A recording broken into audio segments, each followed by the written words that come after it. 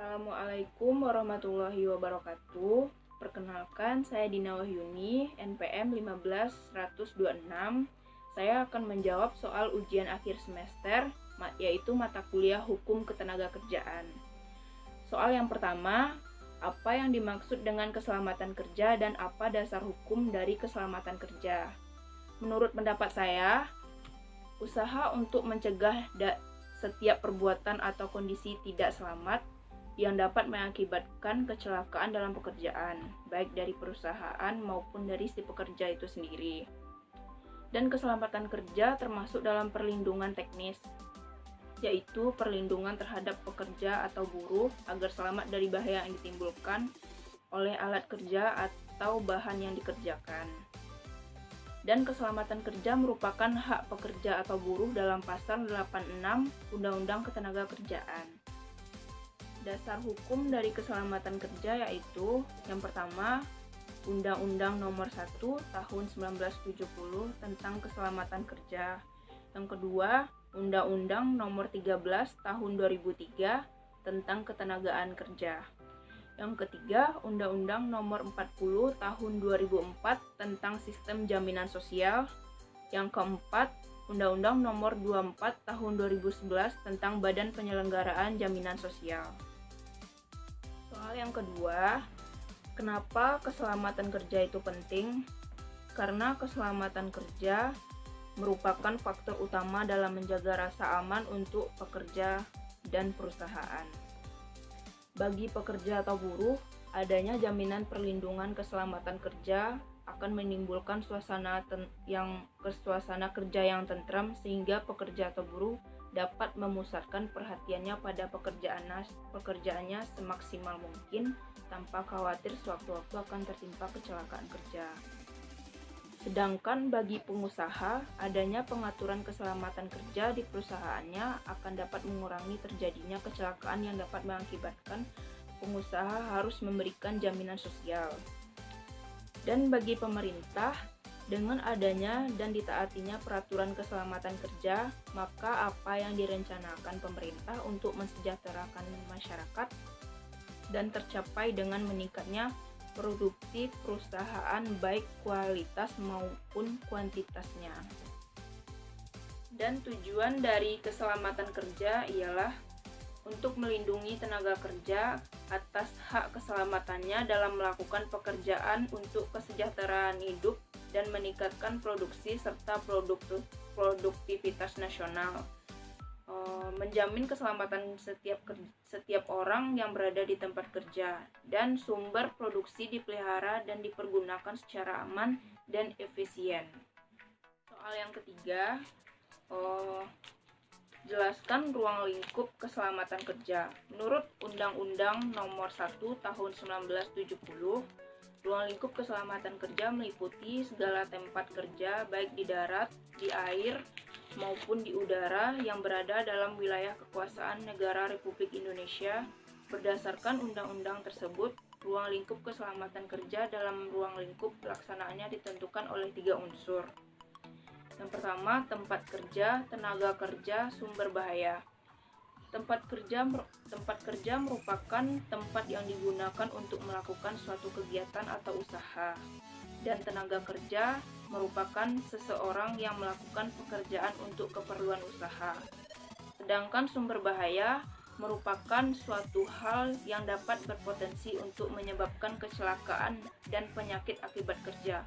Faktor sumber bahaya bisa dari 5 faktor bahaya, itu faktor biologi, bahaya kimia, bahaya fisik, bahaya biomekanik, dan bahaya sosial psikologis lainnya. Selanjutnya, soal nomor 4. Apa saja alat-alat pelindung diri dalam keselamatan dan kesehatan kerja? Yaitu ada helm, sabuk dan tali, sepatu bot, sepatu pelindung, masker, penutup telinga, kacamata pengaman, sarung tangan, pelindung wajah, dan pelampung.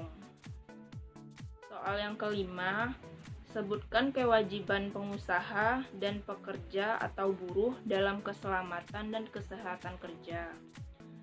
Yang pertama, kewajiban pengusaha ialah memeriksakan kesehatan badan, kondisi mental, dan tenaga fisik pekerja yang akan diterima bekerja secara berkala kepada dokter yang ditunjuk oleh pengusaha dan disetujui pegawai pengawas. Yang kedua, menunjuk dan menjelaskan kepada pekerja atau buruh tentang kondisi dan bahaya yang dapat ditimbulkan di tempat kerjanya.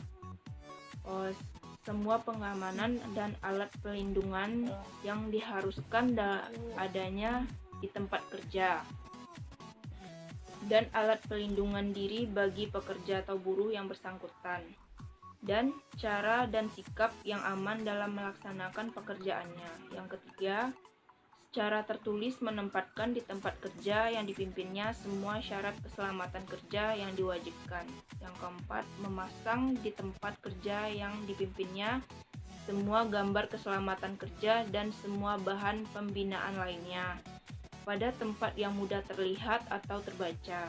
Yang kelima, menyediakan secara cuma-cuma alat pelindung diri bagi pekerja dan pengusaha. Sedangkan kewajiban buruh memberikan keterangan yang benar bila diminta oleh pegawai pengawas ketenagakerjaan dan memakai alat pelindungan diri yang diwajibkan, memenuhi dan menaati semua syarat keselamatan kerja dan kesehatan kerja yang diwajibkan, dan meminta kepada pengusaha agar dilaksanakan semua syarat keselamatan dan kesehatan yang diwajibkan. Soal yang keenam, apa yang dimaksud dengan kecelakaan kerja?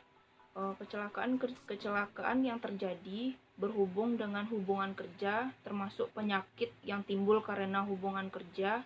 Demikian pula kecelakaan yang terjadi dalam perjalanan berangkat dari rumah menuju tempat kerja dan pulang ke rumah melalui jalan biasa atau wajar dilalui.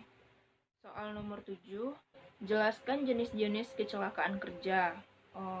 Macam-macam kecelakaan kerja yaitu terjatuh, tertimpa benda, tertumbuk atau terkena benda-benda keras, terjepit oleh benda, pengaruh suhu yang tinggi, terkena arus listrik, kontak bahan-bahan berbahaya atau radiasi. Pada intinya, semua kecelakaan kerja terjadi di lingkungan kerja itu sendiri. Soal nomor 8, jelaskan penyebab terjadinya kecelakaan kerja. Kecelakaan kerja disebabkan oleh dua hal, yaitu yang pertama adanya kesengajaan, contohnya seperti tidak memakai alat pelindung diri.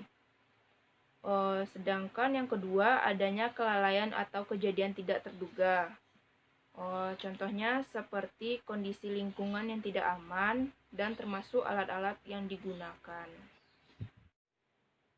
Selanjutnya, soal terakhir yaitu jelaskan peristiwa atau keadaan yang bukan termasuk dalam kecelakaan kerja. Yang pertama yaitu kecelakaan yang terjadi pada waktu cuti, yang bersangkutan dengan bebas dari urusan pekerjaan yang menjadi tugas dan tanggung jawabnya. Yang kedua, kecelakaan yang terjadi di mes atau perkemahan yang tidak berada di lokasi di tempat kerja. Yang ketiga, kecelakaan yang terjadi dalam rangka melakukan kegiatan yang bukan merupakan tugas dari atasan untuk kepentingan perusahaan. Yang keempat, kecelakaan yang terjadi pada waktu yang bersangkutan meninggalkan tempat kerja untuk kepentingan pribadi. Contohnya, pergi makan tidak dianggap kecelakaan kerja jika perusahaan menyediakan fasilitas makan. Demikianlah video ini saya buat, lebih dan kurangnya mohon dimaklumi. Assalamualaikum warahmatullahi wabarakatuh.